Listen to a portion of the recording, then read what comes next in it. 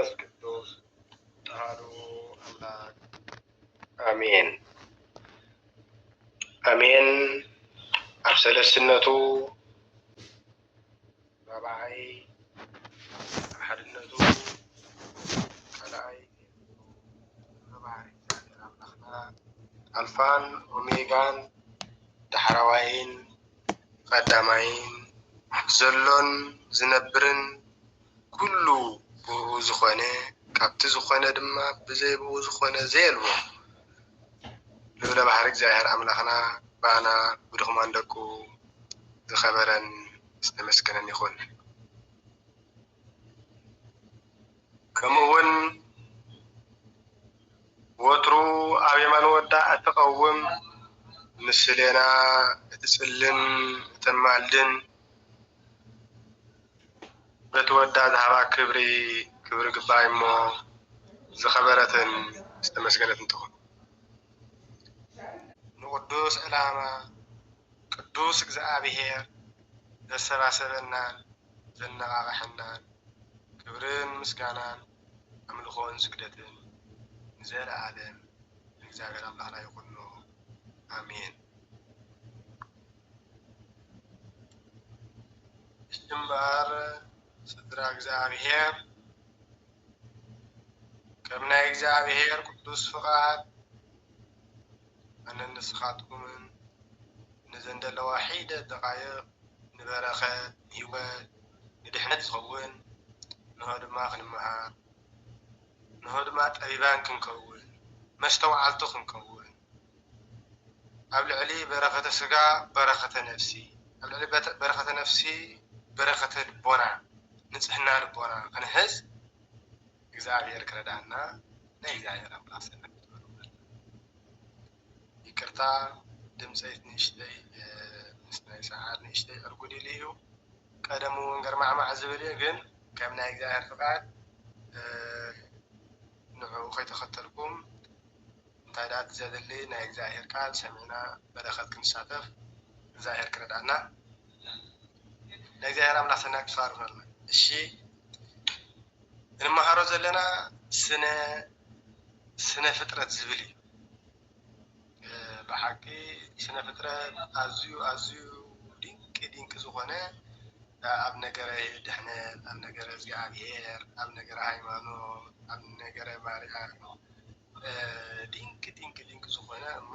ኣቦታትና ከዓ ብዙሕ ዝመሃርዎ እሞኒ ኣነ ንስኻትኩም ከ እንሆ ድማኒ ነቲ ህይወት እንዳረኣና ብእውነት ቀሊል ነገር ከይመስለና ብዙሕ ክንመሃር እንዲና። ሽጉርቲ መቲሩ ዘይፈልጥ የለን ሎሚ ተላተ መወዳት እኳ ኣንስቲ ግን ብዝያዳ ኮሚደረ መቲሩ ዘይፈልጥ ሰብ የለን። እንታይ ግን ተማሂርና ኣሎ ንፈልጥ እንታይ ከ ረኺብና ንፈልጥ ኣብ ውሽጢ ተተባሂሉ ኣዝዩ ድንቂ ዝኾነ ብዙሕ ምስጢር ዘለዎ ትንበልዖ ትንሰትዮ ኩሉ ክንደይ ዝኾነ ምስጢር ከም ዘለዎ እዚ ኢልካ ዘይጉዳይ ምዃኑ ተረዲና እፁብ ድንቂ እዩ ናይ እግዚአብሔር ክንብል እየ ቀንዲ ማለት እዩ። እቲ ዝዓቕምና ከዓኒ ንእሽተይ እናተዛረብና ንከይድ ከም ናይ እግዚአብሔር ፍቃድ። ስለዚ ብኩሉ በብዘለዓልናዮ ንእሽተይ በረኸት ክንሳተፍ ኢና ከም ናይ እግዚአብሔር ፍቃድ። ግን ከዓ እቲ ቀንዲ ምስጢርነቱ እንዳተረዳእና ክንከይድ ከለና እቲ ዝዓበየ እሞ እግዚአብሔር ምስ ኩላና ይኹን። እሺ እምበኣር ምእመናት ከም ናይ እግዚአብሔር ቅዱስ ፍቃድ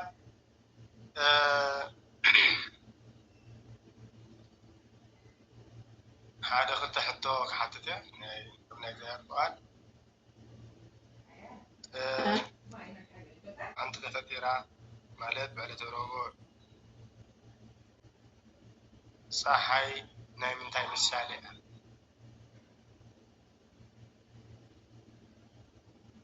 ፀሓይ እንታይ ክተምህረና ብዕለተ ረቡዕ ወፅኣ?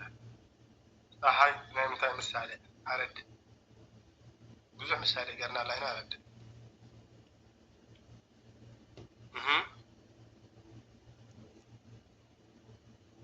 ስማዕ ኣሎ ዲ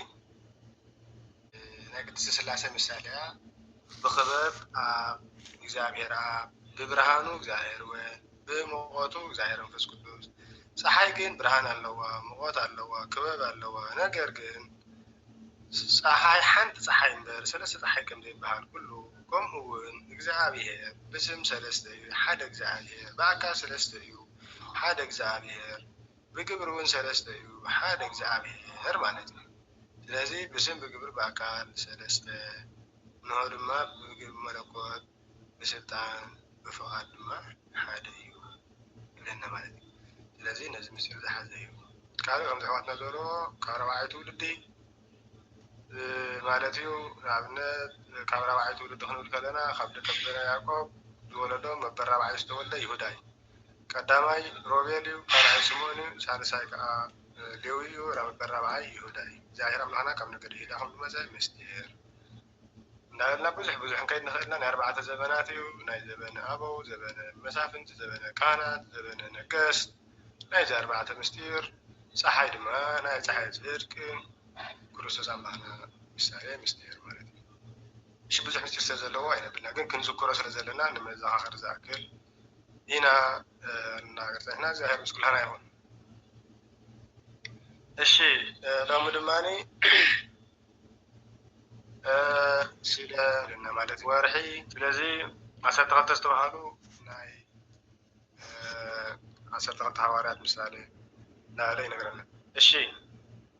ብኻልእ ፀሓይ ወርሒ ናይ ምንታይ ምሳሌ ተተባሂሉ ፀሓይ ናይ ቤተ ክርስቲያን ምሳሌ እሺ ፀሓይ ናይ ቤተ ክርስቲያን ምሳሌ ወርሒ ናይ ቤተ ክርስቲያን ምሳሌ እሺ ሕጂ ከመይ ገራ እያ ተባሂሉ ሕጂ ክነስተውዕል ኣለና እንታይ ይብለና ፀሓይ ኩሉ ወርሒ ኩሉ ግዜ ካብ ፀሓይ እንታይ እንዳገበረት እያ ብርሃን እንዳወሰደት እያ ትነብር ለና ካብኡ ንሆ ድማ ንወርሕን ምቕባእ ዝተሸመ መልኣኽ ኣሎ ይብለና ማለት እዩ ስለዚ ብመፅሓፈ ሄኖክ ድሕሪ ኣንቢብና ካብ 21 ዘሎ ክሳብ 25 ዘሎ ስለ ፀሓይ ስለ ከዋክብትን ይቕፅር ስለ ዝኾነ ብዙሕ ክንመሃር ንኽእል ኢና ኣብቲ ምዕራፍ ከይድና ክነንብብ ንኽእል ማለት ስለዚ እንታይ እዩ ልክዕ ንዓኣ ዝቐብእ እንታይ ኣሎ ኢልዎ ማለት እዩ መልኣኽ ኣሎ ኢልዎ ማለት እዩ ሕጂ እዚኣ እንታይ ትገብር ናብ ፀሓይ ከይዳ ካብ ፀሓይ እንታይ ትገብር ማለት እዩ ናታ ብርሃን ካብኡ ሪፍሌክት ገይሩ ትወስዶ ማለት እዩ ካብ ፀሓይ ከይዳ ትወስድ ማለት እዩ ሕጂ ፀሓይ ከምዚ ከም ዝኾነት ኩሉ ቤተ ክርስቲያን ድማ እንታይ ይብለና እንሆ ድማ ጎይታ መርዓዊያ ንሳ መርዓት ከም ዝኾነ እንሆ ድማ ንሱ የእዝዛ ከም ዝኾነ እንታይ ማለት እዩ ትእዛዛት ናይ እግዚአብሔር ትፍፅም ከም ዝኾነ ምስጢር እንሆ ድማ ቅድስና ንምእመናን ንህዝበ ክርስቲያን ተመሓልፍ ስለ ዝኾነ እንዳበለ ይነግረና ማለት እዩ እሺ ካልእ እንታይ ዝነግረና እንተተባሂሉ ንባዕላ እዛ ፀሓይ እዚኣ እዛ ከምኡ ወርሒ እዚኣ ናይ ቅዱሳን ምሳሌ እያ እዩ ከመይ ገራ ተባሂሉ ምክንያቱ እዛ ፀሓይ እንታይ ትገብር እንሆ ድማ ከም ዝበልናዮ ካብ ፀሓይ ብርሃን ከም ትወስድ ኩሉ ከምኡ ድማ እቶም ቅዱሳን ኣቦታትና ኣብ እግሪ ኣቦታት ካህናት ብምኻድ እንሆ ድማኒ እንታይ ትኸውን መጀመርያ ፍርቅያ ትወፅእ እናዓበየት ትኸይድ 14-15 ዝበፅሐ ሽዑ ምልእቲ ትኸውን ፀሓይ ሙሉእ ብሙሉእ ተብርህ ማለት እዩ ስለዚ እንታይ እዮም ማለት እዩ ቅዱሳን ኣቦታትና ድማ ሽሕ ግዜ እኳ ሓጢኣት እንተገበሩ ክፍኣት እንተገበሩ ግን ናብ እግዚአብሔር ዝምለሱ ከም ዝኾኑ ምስጢር እናወደቁ እናተስኡ ዝኸዱ ከም ዝኾኑ ምስጢር ማለት እዩ ስለዚ ክርስቲያን እንዳወደቀ እንዳተስአ ከም ዝኸይድ እንዳደየብ እንዳጎደለት ትኸይድ ቅድም ጎዲላ ትጅምር እንደገና ናብ ቅድስና ትወርድ መሻኻ ትወድቕ ትወርድ እንዳወረደት ትኸይድ መሻለሽ ትኸውን ከም እንዳለት እንዳትመፅእ ማለት ሕጂ ፀሓይ ካብ ወርሒ ካብ ፀሓይ ብርሃን ከም ትወስድ ኩሉ ከምኡ ድማኒ ክጋገዩ ከለዉ ክብድሉ ከለዉ ንስሓ ብምውሳድ ካብ እግዚአብሔር ኣምላኽና እንታይ ይገብሩ ማለት እዩ ዝረኽብዎ ፀጋ በረኸት ኣብ ትሕቲ ኣቦታት ተንበርኪኾም ንሆ ድማ የቕነታ ክንሓትት ከለና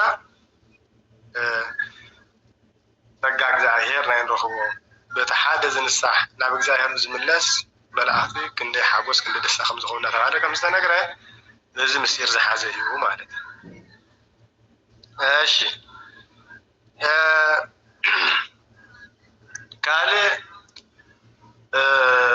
ወርሒ ናይ ቤተ ክርስቲያን ምሳሌ እዩ ተዳኢልና ከዋኽብቲ ድማ እንታይ ዝገብሩ ወርሒ ብዘላቶ ደድሕሪያ ዝኾኑ ወርሒ ናይ ቤተ ክርስቲያን ንሆ ድማኒ ከዋኽብቲ ድማኒ ናይ ምእመናን ምሳሌ እዮም ናይ ቅዱሳን ምሳሌ እዮም ናይ ካህናት ምሳሌ እዮም ብብዙሕ ኣብ መፅሓፍ ቅዱስ በብናቱ ክንረኽቦ ንኽእል ኢና ናይ ካህናት ምሳሌ እዮም ናይ ሃዋርያት ምሳሌ እዮም ናይ ቅዱሳን ምሳሌ እዮም ናይ ምእመናን ህዝበ ክርስቲያን ምሳሌ እዮም ይብለና ማለት እንታይ ማለት እዩ ስለዚ ወርሒ ብዝበረኸቶ ደድሕሪያ ከም ዝኸዱ ኩሉ ከምኡ ድማ ቤተክርስቲያን ኣብ ዘለቶ ምእመናን ህዝበ ክርስቲያን ዘምልኹ ዝሰግዱ ንእግዚአብሔር ንሆ ድማ ትእዛዛት ተቐቢሎም ዝፍፅሙ ከም ዝኾኑ ምስጢር ማለት እዩ። እሺ እንድሕር ዳ ተዘኪርና ተኾይኑ እውን ጎይታና ኣምላኽና መድሓኒና ኢየሱስ ክርስቶስ ተሰቒሉሉ ኣብ ዝነበረ ግዜ ንሆ ድማ ፀሓይ ከም ዝፀልመተት ወርሒ ደም ከም ዝኾነት እንሆ ድማ ከዋኽብቲ ከም ዝረገፉ እዩ ዝነበረ ኣዝዩ ሰፋሕቲ ምስጢር እኳ እንተሃለዎ ግን እንታይ ዝብለና ኣብ ዕለት ዓርቢ እውን ድሕር ሪእና እንታይ ገብሩ እዮም ኣብቲ ናይ ጌታ ክኸውን ከሎ ሰብ ኩሉ ይሽፈን እዩ ማለት ተሸፊኑ ዝንብ ኢሉ ይሽፈን የሪእና እንድሕር ኮይንና ምእመናን እንታይ ስለ ዝኾነ እዩ እቶም ከዋኽብቲ ተረገፉ ማለት ሰጊዶም እዮም ንእግዚአብሔር ኣምላኽ ናይ ኣምላኽነቱ ክብሩ ማለት እዩ ተረዲኦም ሰጊዶም ማለት ናይ ድሕነት ዋጋ ይፍፀም ከም ዘሎ ተረዲኦም ማለት ስለዚ ልክዕ በዚ ምስጢር ድማ እቶም ከዋኽብቲ ናይ ምእመናን ህዝበ ክርስቲያን ምሳሌ እዮም ስለዚ ኢና ድማኒ ተሸፊና ክነብር ከለና እንታይ ማለት እዩ እቲ ምብራህቲ ናቶም ከሊኦም ከም ዝወደቑ እቶም ከዋኽብቲ ኩሉ ንሕና ድማኒ ፍግም ኢልና ንሆ ድማኒ ተሸፊና ነቶም ቅድሚና ዘለዉ ከይረአና ንሕልፎ ኢና ከምዚ ኣብ ቤተክርስትያን እንደኸድናሉ ግዜ ርኢና ተኾይንና ወይ እውን ከምኡ ንሕሪና ምስጢሩ ስጋ ብናይ ቅዳሴ ስርዓተ ቅዳሴ ኣስተምህሮ ቦታትና ስጋዕ ዘስተምህሩና ዝተፈላለዩ ምስጢራ ስጋዕ ንረኽቦ ግን ከምኡ ኣጋጥመና ከሎ እንታይ ማለት እዩ እዚ ናይቶም ከዋኽብቲ ናይ ዝረገፉ ምስጢር ማለት እዩ ናይ ምእመናን ዝሰግዱ ምዃኖም እሱ ምስጢር ሒዙ ንዕኡ ዝገልፅ እዩ ይብለና ስለዚ ቅዱስ ጥጦስ እውን እቲ ፈያታዊ ዘየማን ዝተባሃለ እውን ነዚ ነገር ዝርኢ እዩ እንሆ ድማኒ ፀሓይ ኣነ ኣምላኽ ኣይኮንኩን ንፀሓይ ኣምላኽ ኢሎም ዘምልኹ ስለ ዘሎ ኣምላኽ ኣይኮንኩን እንታይ ደኣ እንሆ ድማኒ ኢላ እቲ ናታ ንፈጣሪኣ ብርሃና እንታይ ባህ ክትገብር ከላ ናይ ሓዘን እንሆ ድማኒ ምልክት